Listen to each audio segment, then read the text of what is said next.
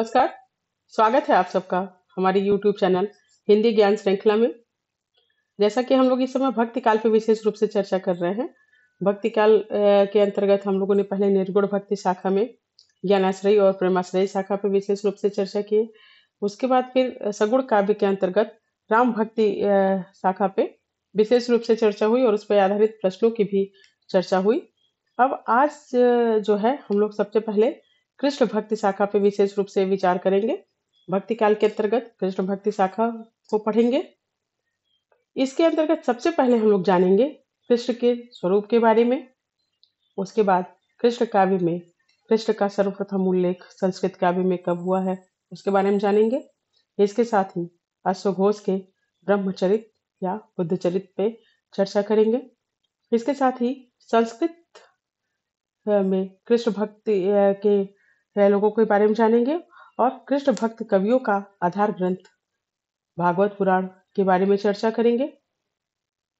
इसके साथ राधा का सर्वप्रथम वर्णन कब से प्राप्त होता है उस पर विशेष रूप से चर्चा करेंगे और प्राकृत भाषा में हाल कवि की गाहा सप्तशती पे भी विशेष रूप से चर्चा करेंगे।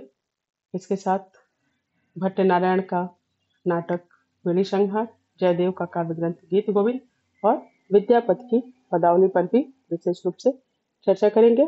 तो आइए शुरू करते हैं। सबसे पहले कृष्ण के स्वरूप के बारे में जानते हैं। कृष्ण के स्वरूप की अगर चर्चा करें तो जैसे हम लोग आज तक आप सब लोग यही जानते रहे होंगे कि कृष्ण एक ही हैं जो हमारे आराध्य देव लीला पुरुषोत्तम श्री कृष्ण हैं, उन्हीं के बारे में जानते थे। लेकिन कृष्ण का जो सर्वप्रथम उल्लेख मिलता है वह है ऋग्वेद के 8वें मंडल में 85 सूक्त के रचयिता के रूप में मिलता है और यह जो है यह ऋषि कृष्ण है।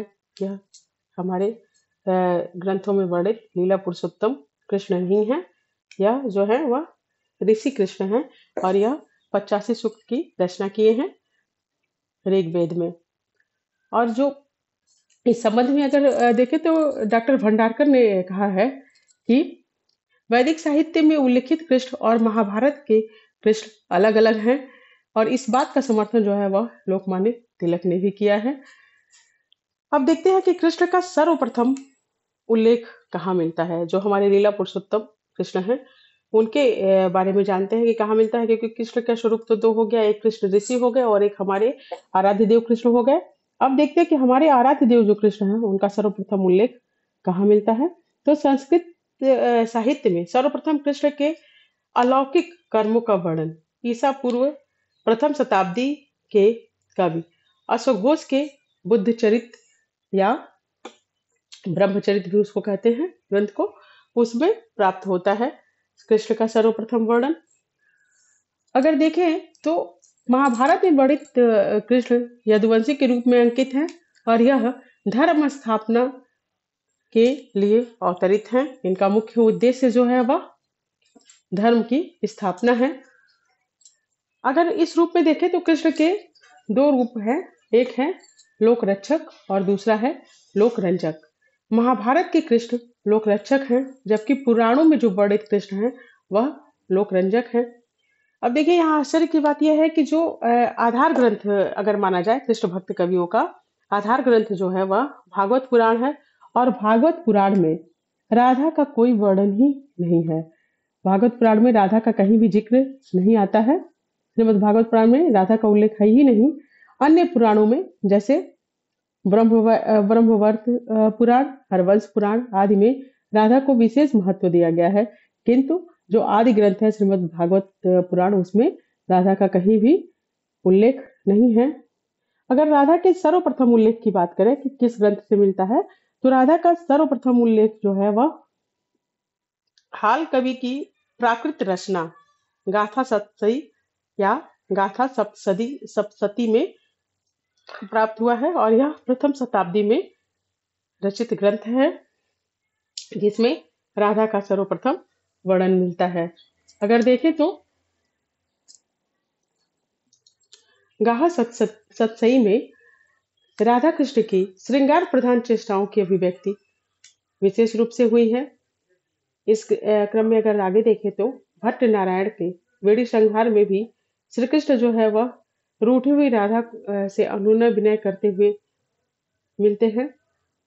इस क्रम में अगर अगला देखें तो जयदेव के गीत गोविंद में भी राधा कृष्ण की रसकेली क्रीड़ाओं का मधुर एवं ललित पदावली में वर्णन किया गया है।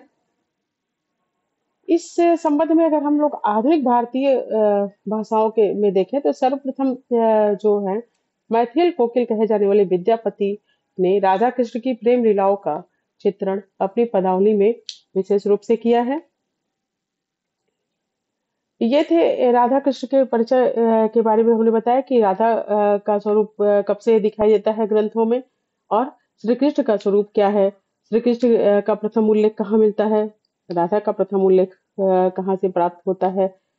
इसके बाद अब कल के वीडियो में हम लोग देखेंगे कृष्ण भक्ति के विविध संप्रदाय के बारे में। आज का वीडियो हम यही रोक रहे हैं क्योंकि इसमें आप लोग पहले ध्यान से देखिएगा कि कृष्ण के स्वरूप के बारे में अगर पूछे तो आप लोग बता सके कि कृष्ण का उल्लेख कहाँ से सर्वप्रथम प्राप्त होता है, किस ग्रंथ से।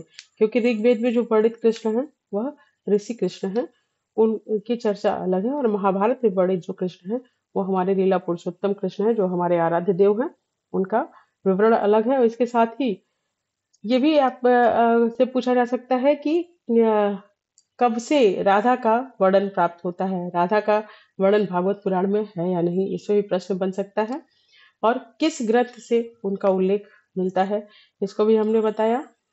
ये जो भी ये बहुत छोटा सा वीडियो है आज का, लेकिन जो भी तथ्य इसमें है वो बहुत ही गहराई से ढूंढ करके लाए हुए तथ्य हैं। इस पे आप लोग विशेष रूप से ध्यान दीजिएगा क्योंकि इस पे हायर एजुकेशन पे बहुत सारे प्रश्न इसमें बन सकते हैं, और बहुत ही गहराई से उसमें प्रश्न बनते हैं, आप जानते हैं। नेट जेआरएफ के लिए भी बहुत उपयोगी होगा।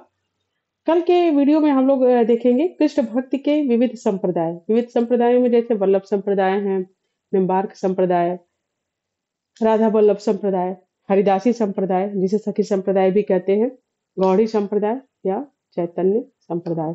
इस संप्रदायों के बारे में विशेष रूप से चर्चा करेंगे। आज की वीडियो को हम यही समाप्त करते हैं। कृष्ण भक्ति शाखा जो है थोड़ी लंबी जाएगी क्योंकि इसमें तथ्यों को स्पष्ट करते हुए चलना है। बहुत ही भ्रामक स्थिति उत्पन्न हो जाती है इसमें, तो उन तथ्यों को क्लियर करते करते धीरे धीरे चलेंगे ताकि आप लोगों का पूरा कॉन्सेप्ट क्लियर हो सके। अगर आपको हमारा वीडियो अच्छा लगे तो मेरे चैनल को लाइक कीजिए, सब्सक्राइब कीजिए और आगे बढ़ाइए। मिलते हैं कल के वीडियो में, तब तक के लिए धन्यवाद।